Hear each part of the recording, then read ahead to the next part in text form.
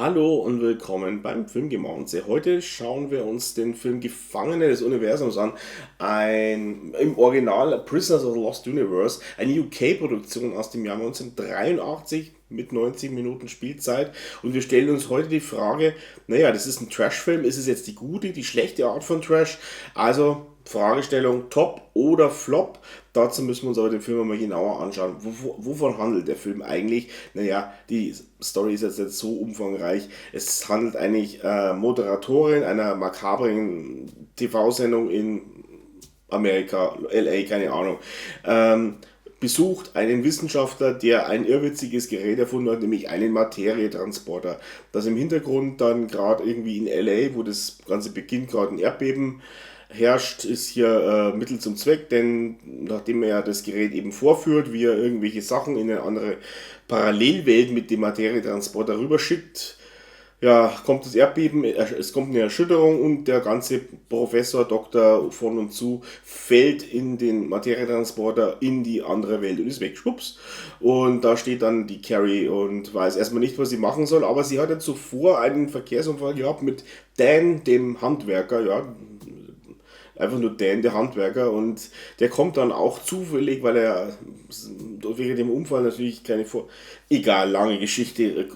Auf jeden Fall, die beiden schaffen es dann auch noch durch eine Erschütterung des Erdbebens in den in Materietransporter zu fallen und in dieser Parallelwelt zu gelangen, weil wie gesagt, man muss ja die Leute irgendwie hinkriegen, sonst hat man keinen Film. Also, ja, man landet dann quasi in irgendeiner Art von, sage ich mal, eher barbarischen Umfelds und versucht dann eben diesen Dr. Hartman wieder ausfindig zu machen, weil der vielleicht ja eine Lösung hat, wie man in die eigene Welt wieder zurückkehren kann. Dann, in der Zwischenzeit muss man sich halt dann mit ein paar Sachen rumquälen, die einem so im Weg sind, vor allem einem gewissen Barbaren-Anführer namens Cleel, der hier so ein bisschen in der Gegend des Sagen hat. Gut, es ist die grobe Handlung. Auf die Handlung sollte man hier nicht so viel Wert legen. Das ist bei Trash-Filmen ja meistens nur eher Mittel zum Zweck.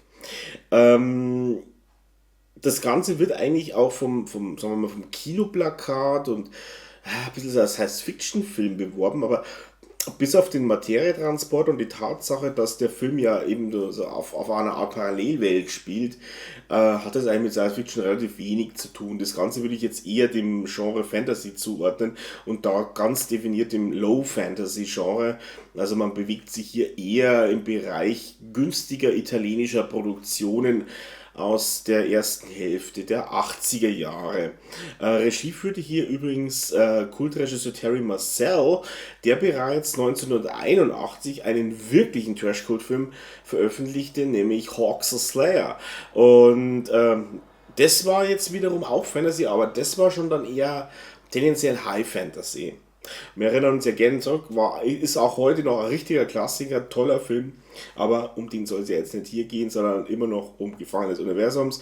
Den hat man dann mal ausnahmsweise in Südafrika gedreht, warum auch immer. Das wurde mir auch bei meinen Recherchen jetzt nicht eindeutig klar oder gab es da ein günstiges Reisepauschalangebot, ich weiß es nicht. Auf jeden Fall wurde der komplett gedreht. Ich würde mal sagen, die kargen Hügel und Wiesen, die hätte man auch woanders finden können, da hätte man deswegen nicht nach Südafrika reisen müssen, aber sei es drum, man kann halt Südafrika drunter schreiben. Es gibt halt ein paar Hügel, Felsen, Wiesen und der Film spielt ja auch hauptsächlich eigentlich in Außenbereichen mit relativ, naja, man merkt einfach, dass der Film entweder gar kein oder ein sehr übersichtliches Budget hat. Entsprechend hat man halt eigentlich keine wirklichen Sets, von denen man hier eigentlich sprechen kann. Ähm, Inhaltlich ist der Film relativ, wie ich schon sagte, auf die Story sollte man nicht so viel geben. Er ist inhaltlich relativ vorhersehbar, er ist sehr straight, er zieht sein Ding durch. Im Prinzip müssen die beiden, also Carrie und Dan, der Handwerker, oder müssen, sie verstärken sich halt noch um ein paar Leute. Und unterwegs treffen sie dann noch auf einen indianisch anmutenden, waldläuferartigen Grünmenschen, der sich ihnen mehr oder weniger anschließt oder den sie dann anschließen wollen, weil er ihnen, ja egal. Und es gibt einen besonders geschwätzigen Zwerg, und oder ein besonders, ich würde mal sagen, oder zwergenwüchsige Gestalt, sei es drum, ihr wisst auf was ich raus will. Und es gibt einen nicht besonders redseligen Steinzeitmenschen dafür mit einer besonders großen Keule im Gepäck. Ähm, Unterwegs trifft man dann noch natürlich auf den Weg dorthin und dahin und um den Professor zu finden, auf verschiedene Ungeheuer, Monster und Schurken, die es zu bekämpfen gilt. Mir erinnert da auch eine Szene, in der es dann auch so gewisse so Schmodder-Zombies dann gibt, die mich an irgendeinen anderen Film so vehement erinnert haben, als hätte man die hier wiederverwertet. Also, ich komme nicht drauf. An der Stelle brauche ich eure Hilfe. Wenn ihr wisst, aus welchen Filmen diese Schmodder-Zombies entliehen und oder beigefügt wurden, dann schreibt es doch bitte unten in die Kommentare rein. Ich habe mir über das Thema jetzt zu lange den Kopf zerbrochen. Danke im Voraus. Auf jeden Fall, Ziel ist natürlich auch zwischendrin diesen Barbaren-Anführer Cleel loszuwerden, der hier von einem besonders gut aufgelegten John Saxon gespielt wird. Und Saxon ist ja ein britischer Kultdarsteller. Von ungezählten Filmen könnte man sehen. Er war also in unzähligen TV-Filmen und Serien immer irgendwo ein Gastauftritt. Ich denke, es gibt keinen Mensch auf diesem Planeten, der John Saxon nicht schon irgendwo mal gesehen hat. Und er ist auch ein guter Darsteller. Und gerade diese schurkischen Rollen, die stehen ihm auch wirklich gut zu Gesicht. Und macht hier auch seine Rolle als Cleel, auch wenn die Rolle sehr schlicht angelegt ist, macht es keinen Unterschied. Das spielt er wirklich gut und gekonnt. Also da ist einfach so eine gewisse Grundqualität vorhanden. Ähm, und auch wenn sie dann, vor allem wenn sie dann auf Cleel treffen und in sagen wir mal, in diese Art von Festung oder, ja, es ist auf jeden Fall eine Art Struktur dahinter, wo dieser Barbarenanführer lebt, so eine Art Vorbewährung im Vordergrund und es gibt auch Gebäude. Also da gibt es dann auch wirklich im Film einmal Innensets, die aber auch sehr spärlich dekoriert sind. Da steht halt mal irgendwo im Gang eine Vase und eine Truhe irgendwie so sinnlos rum. Also müsste man auf den Hintergrund aufpassen, was man da irgendwie so total ziellos in den Raum reingestellt hat, bloß dass auch irgendwas drin steht. Das hat mir sehr viel Freude bereitet, bei dem Film auf das aufzupassen. Ähm, aber man merkt schon, die ganzen Sets sind eben sehr minimalistisch aufgezogen. Also großes Budget war hier nicht da. Die Kostüme, ja, das gleiche zieht sich halt jetzt eben durch wie ein roter Faden durch alles. Die Kostüme sehen manchmal sogar Kartoffelsack ähnlich aus. Auf jeden Fall in den meisten Fällen, gerade bei den eher Statisten und Nebengesellen, die im Film auftreten, merkt man sehr schnell, dass die Kostüme definitiv nicht auf die Darsteller gemünzt worden sind, sondern es gibt irgendwie Einheitsgrößen, ob die jetzt passen oder nicht, ist völlig egal. Entsprechend sieht es dann auch irgendwie seltsam aus bei den meisten Leuten. Das gleiche gilt auch für die ganzen Requisiten, für die Preps. Man achte nur auf die Plastikkeule der Steinzeitmenschen, mehr sage ich dazu nicht. Die Dialoge des Films sind, ja, gruselig platt und auch üblicherweise, wie es im Trash gehört, muss man sich auch öfters mal fremdschämen. Aber das gehört irgendwie zum Trash dazu. Er erfüllt wirklich alle Kriterien, die ein Trash-Film haben muss. Also von der Seite erstmal grünes Licht. Jetzt ist der Unterschied, ist er jetzt gut oder ist es nicht? Ich würde sagen, das Gefangene des Universums trotz seiner ganzen Punkte, die ich jetzt aufgeführt habe und vielleicht auch ein bisschen zu sehr negativ bemüht habe. Witzigerweise, der Film hat das Herz am rechten Fleck und man kann einfach einen gewissen Unterhaltungswert dem Film dann wieder doch nicht absprechen. Und da hat Terry Marcel wahrscheinlich dann doch irgendwo wieder so ein kleines Gespür, ein Händchen gehabt für das Ganze. Auch wenn wir hier nicht in der Größenordnung Kult-Trash-Film sprechen wie Hawk the Slayer. Also davon ist man hier wahnsinnig weit entfernt, aber trotzdem ist es immer noch unterhaltsam.